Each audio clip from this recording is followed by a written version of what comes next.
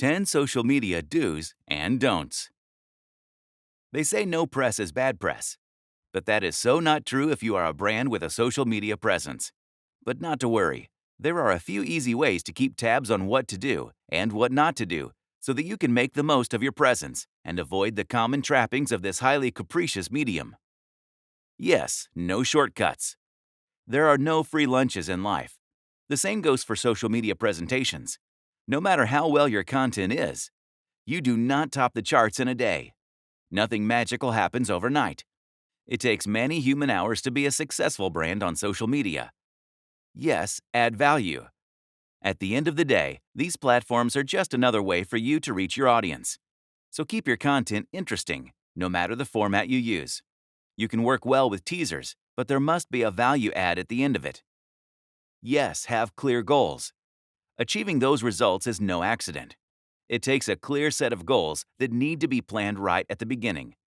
Whether it's your overall strategy or a strategy for one particular campaign, you need to be clear on what you are trying to achieve. Yes, stay consistent. Then there is the mistake that a lot of businesses make. Once you reach a certain point, there is a temptation to think you're above the game. No one is.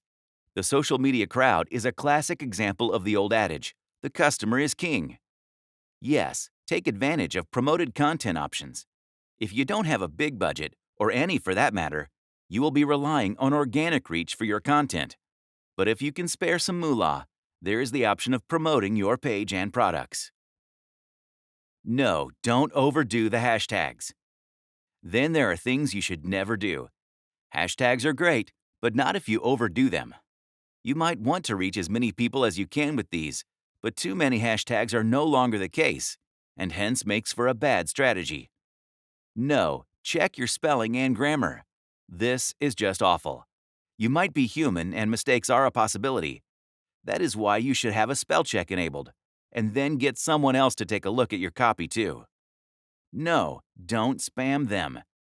Some businesses still think that a lot of information gives the audience the chance to sit with all of it. Nope. People don't want to be flooded with posts because it starts to feel like spam. No, don't only chase the numbers. Speaking of followers, a lot of tricks we've talked about in this book are about gaining an audience. But don't restrict yourself to the numbers.